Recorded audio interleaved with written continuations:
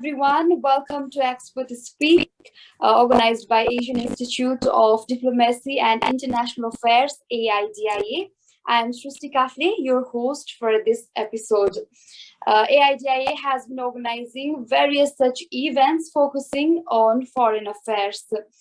And today, the topic of this Expert Speak is current political development in Nepal, future of Nepal-China relations. As we all know that Nepal and China are not just neighbors, but also the strategic partners who have been friendly since generations. And the relation has further enhanced after the historical visit of Chinese President Xi Jinping to Nepal in October 2019, which saw several agreements. And we know that China has been helping Nepal in its development endeavors and to help the country achieve a common development and lasting prosperity. And talking about 2021, when the world is facing severe impacts of COVID-19 pandemic, China is also supporting Nepal, offering much needed medical supplies, equipments, as well as vaccines, and sharing the experience in pandemic prevention, control, diagnosis, and treatment. During the last conversation between the two presidents of China and Nepal, Chinese president had called for efforts to accelerate Belt and Road cooperation and implementing the building of trans-Himalaya multidimensional connectivity.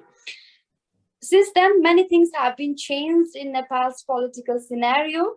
Nepal appointed Nepali Congress President Sher Bahadur Deuba as the new Prime Minister. Amid such, what would be the future of Nepal-China relations? Does the change in government will make any impacts in economic relations and in taking forward the Belt and Road Initiative projects?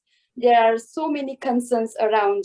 How does the Nepal-China relations will perform in the changing dynamics of politics?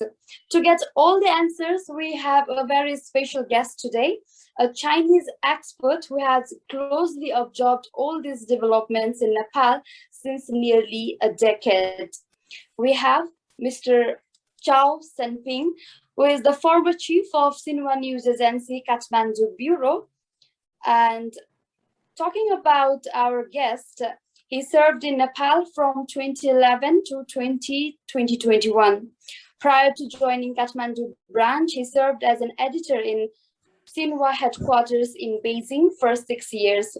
As a professional writer, he has also published several acclaimed books, basically in Chinese language, including one biography. Recently, he has published a new book in April 2021, and the title is Mend or End, Nepal in the Eyes of a Chinese Journalist. This is his maiden English book. Regarding his education, he graduated from the School of Journalism and Communication, Xinhua University, with a master's degree in 2005.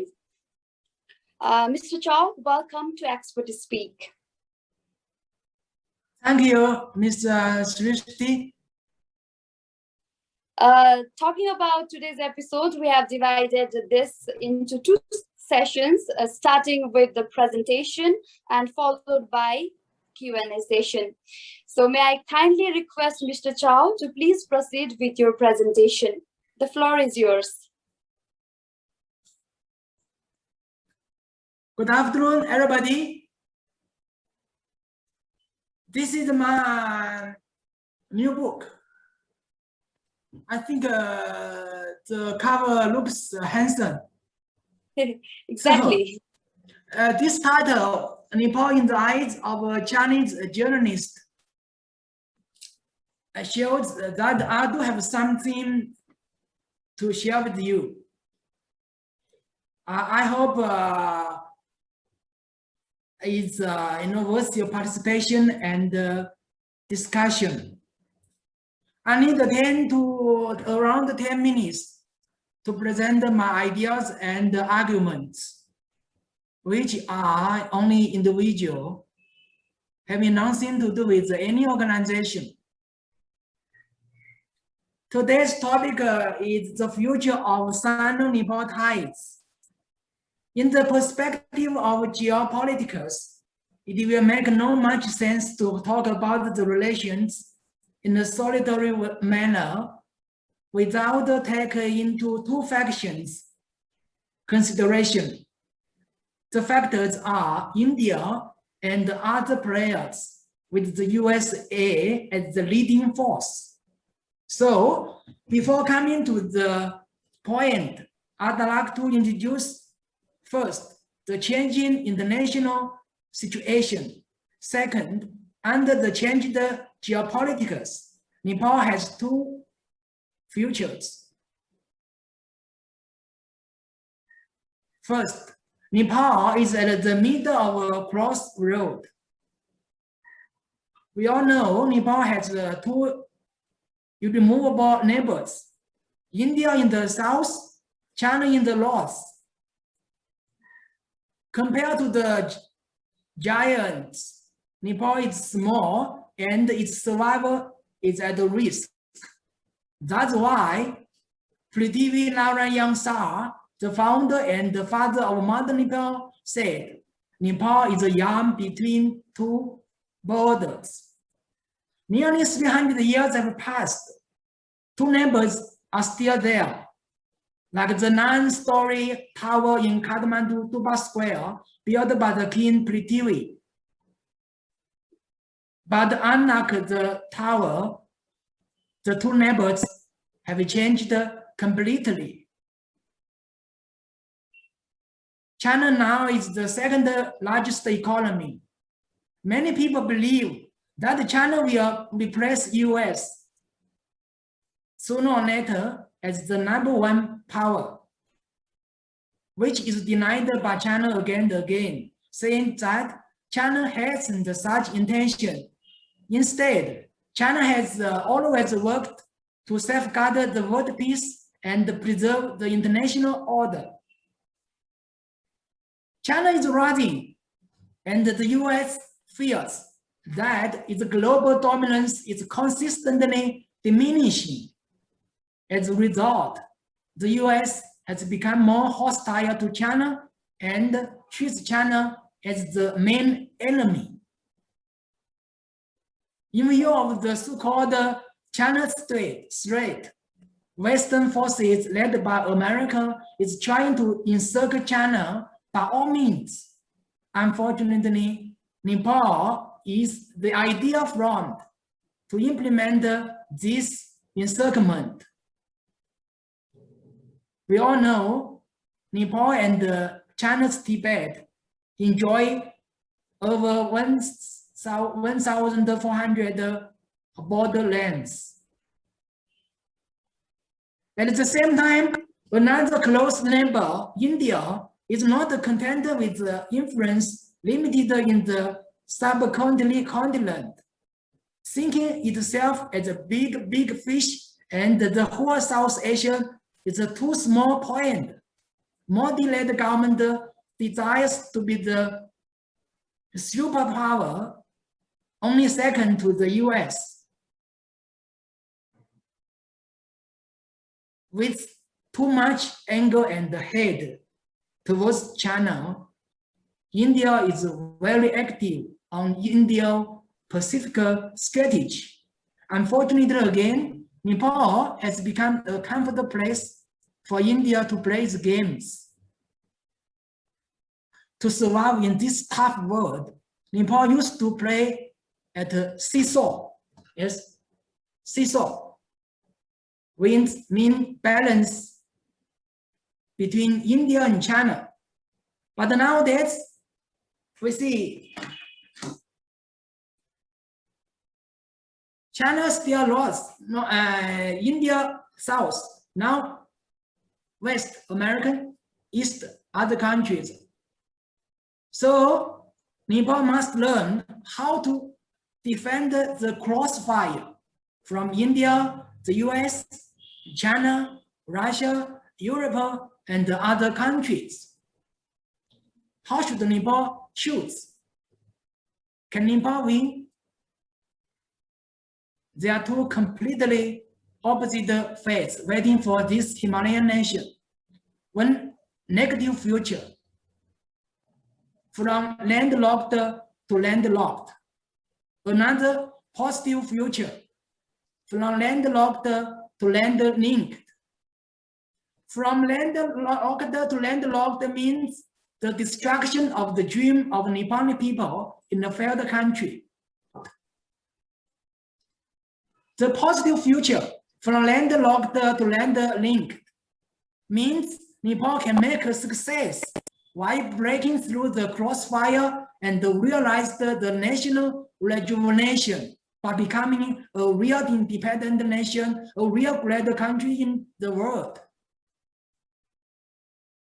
With about the mentioned macro knowledge, let me spend the rest of few minutes to focus on the future of Nepal-China relations. There are 10 points I have to show before you. Point 1. The future may be bright, the future may be dark, and the encouraging future depends on faithful efforts from both sides. Point 2. In view of the deteriorating international situation, China needs Nepal more, and it's supposed to attach more importance to Nepal, not in words, but in deeds. Point 3. Due to bad homework, China was so-called overconfident that it underestimated the complexity of Nepal and had many mistakes, though China's intentions are always good. Point 4. The biggest mistake from China's side in recent 3 years is too much trust on Nepali Communist Party led by Oli and Prachanda. Now the ruling party has died and the communist government is gone. China should expand its circle of friends, regardless of their ideology, background, and size. Point 5.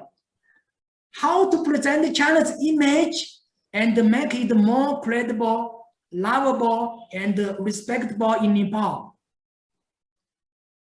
To be frank, China doesn't have many real friends in Nepal. The first step is to strengthen communication. One famous journalist once told me, during the past 3 decades,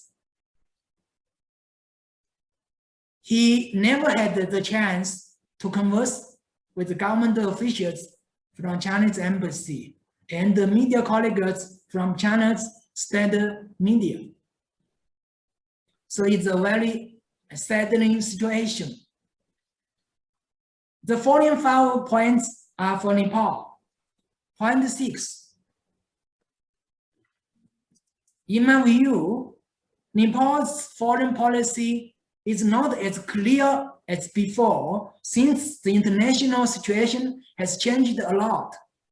There are too many superstitions and illusions in the minds of policymakers. Point 7. China is a global power. India is a regional power. Who means more to Nepal? It is as clear as that 2 and 2 make 4. Point 8. The biggest threat for Nepal's survival is not from India, not from China. It is from the US. If Nepal, India, and China fail to realize this point as early as possible, they will have a rude awakening. Point 9. Nepal has been suffering with the curse of geography for a few hundred years. Nepal must realize China is the only savior. Point 10. Because of Tibet, Nepal becomes more important and more fragile before evil forces. So it is natural for China to protect Nepal as China's duty. vice versa. Because of Tibet, Nepal's survival has been guaranteed. So it is Nepal's responsibility to safeguard Tibet as a part of China. Nepal should uphold the One China policy without any thought of special reward for its adherence to One China policy. Thank you. This is the main point I'd like to share with you. Thank you. Thank you. Thank you so much, Mr. Chow, for your presentation. For your comprehensive presentation, I would like to say, and point-wise, you have mentioned so many suggestions to the Chinese side, to the Nepal side, which is really instrumental in further enhancing the Nepal-China relations. As you mentioned, when we talk about Nepal-China relations, we cannot ignore other powers like India, the US, and other Western powers. So thank you once again for your constructive suggestions. And moving forward, we also have few questions to start with. As you know, Nepal has recently appointed the new Prime Minister. In this changing context, how do you see democracy in Nepal, as the Supreme Court has come forward to rescue the political parties? So how do you observe this scenario?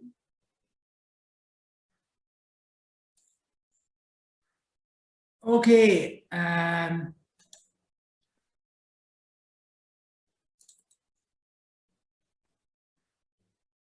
Okay.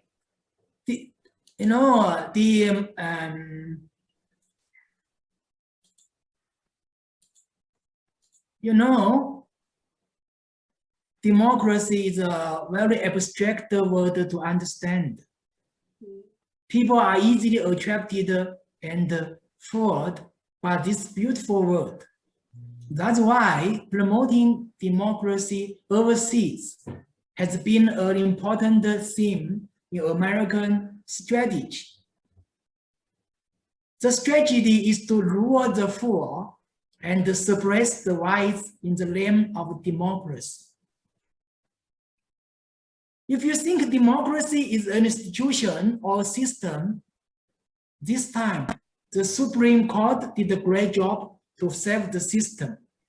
Otherwise, the Democratic Republic of Nepal would collapse. Some friends told me that under the influence of Western and Indian powers, Supreme Court exceeded its power by appointing the president of Nepali Congress, though by the prime minister. I don't think so. Those powers are not so powerful that they can easily control the five justices against the national interest. But how long this system can last, it is hard to answer. How long can the new constitution survive? Nobody knows. The monarchy system in Nepal has lived for around 240 years.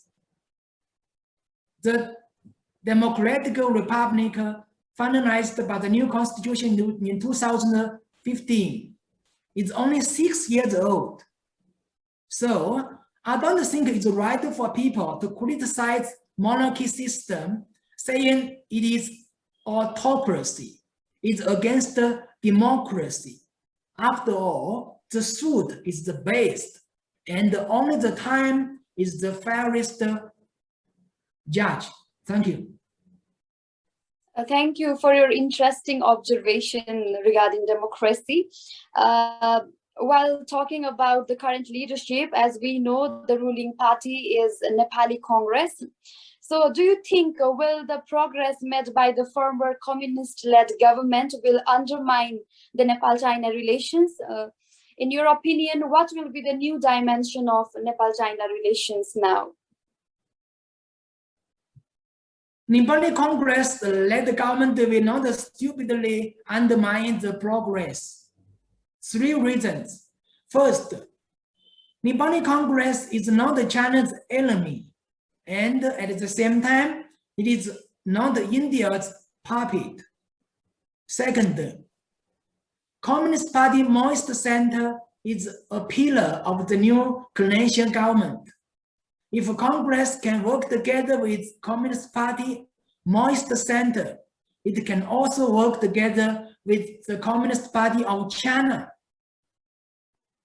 Third, to strengthen cooperation with China will make the Congress more popular and may help it win the next general election after 18 months.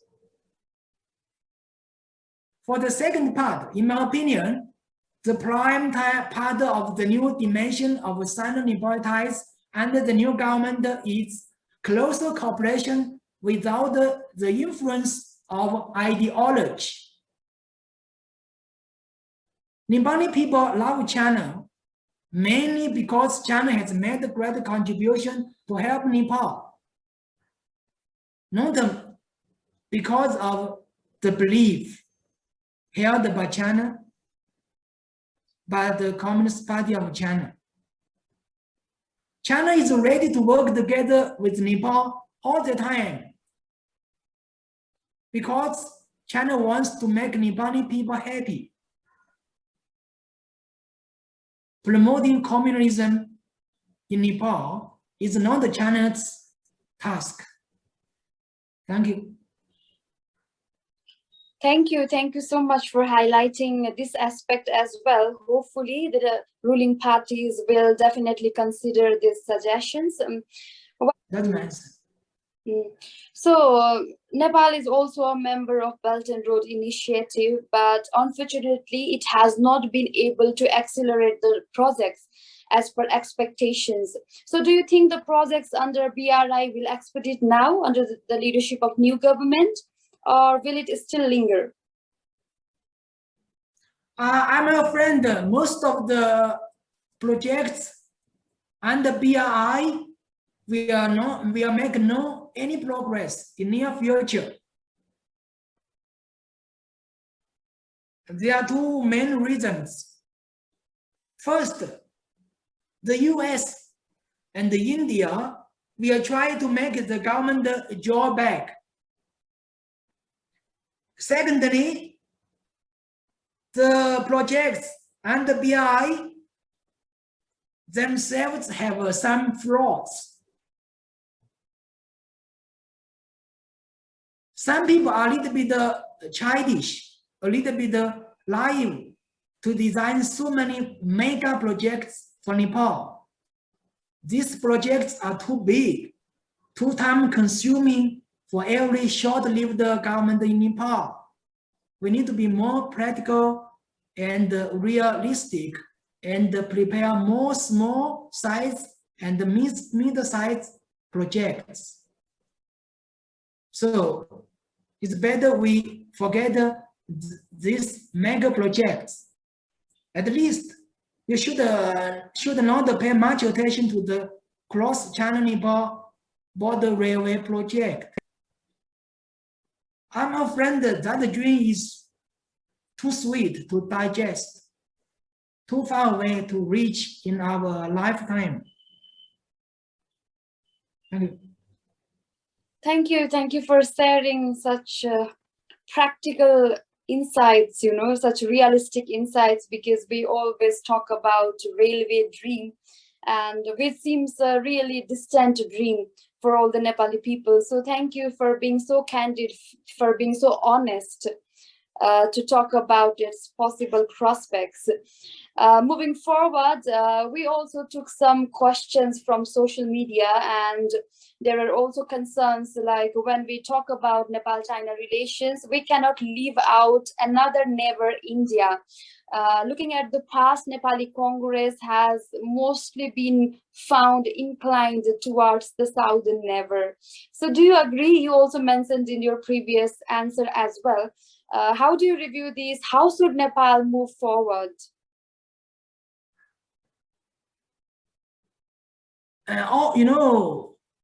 All political parties in Nepal need India to seize the power and stay in power. The only difference is that the Nepali Congress need more. So the scenario is a tragedy. Recently, I read the book, the Nepal Nexus, this book, on the page 460, there is one sentence that impressed me a lot. It is a remark made by one India Foreign Ministry official. The official said, all the leaders or senior government officials who come here from Nepal come with their individual or partisan concerns rather than a national one. So, in this point of view, I think Nepal is still a semi-colonial state. For the second part of your question, how to move ahead? It is very difficult because Nepal has already fell into the trap for a few decades. Nepal is not independent economically. Money is, money is the lifeblood of the nation. So, if Nepal has to depend on loan and the foreign aid from the West and India, if the trade gap continues to worsen, and if the brain drain doesn't stop, there is not much hope for Nepal to win a bright future. Even Nepal has a strong economy, it is still challenging to enter the semi-colonial society. The main feature of such a society or state is that the nation can easily be bullied and abused by others. I think you still remember the blockade imposed by India in 2015. So that's the feature of a colonial society. Even many developed countries cannot be considered as independent nation. I once met a businessman from South Korea in Tamil Kathmandu a few years ago. He sadly told me, our South Korean people are the slave of American. No matter how hard we struggle and work, we cannot change the destiny. Sorry for this negative answer. Thank you. Thank you. Thank you so much for your observation, for your close observation and the suggestions to Nepal. Before we wrap up, we would also like to take one more question from social media. The question was, has China started to be involved in Nepali politics as India does? If yes, is this just a replica of overall China's foreign policy in its journey towards becoming a global leader, or due to the changing geopolitics scenario? We received this question in social media. So would you like to answer? Okay, this is a nice question. My answer is no. There is too much misunderstanding about China's performance in Nepal. As I mentioned before, China has made many mistakes in Nepal. India also has made too many mistakes. India has made more mistakes, I think. So if we judge that India now doesn't interfere in Nepal's domestic affairs because the Indian embassy is quite these days. No. So of course, if a Chinese embassy is active, we cannot say, oh, China now is copying India's way. It's, of course, in my opinion, as a whole, China's diplomacy in Nepal is still very quiet, very shy, very passive. At the same time, of course, China is rising. China's existence in Nepal is expanding so fast. So China side looks more active. It's a national matter. So we no need to, we cannot trust those conspiracy. Thank you. Thank you.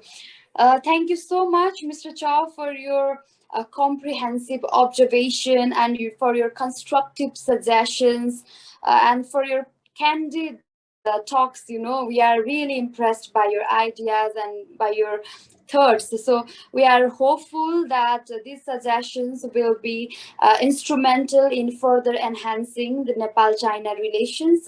Thank you once again for your valuable time and for sharing your opinions. Today, we discussed about current political development in Nepal, considering the future of Nepal-China relations. We had Mr. Zhou Shengping, who has been observing the Sino-Nepal relations closely since nearly a decade. He was the former bureau chief of Xinhua News Agency, Kathmandu. Thank you so much, everyone who were with us through the Zoom platform and who are watching us through the YouTube platform. Thank you so much for your engagement and for your time. We will come again with the next episode of Expert Speak soon. Thank you so much. Thank you. Thank you. Bye. Bye.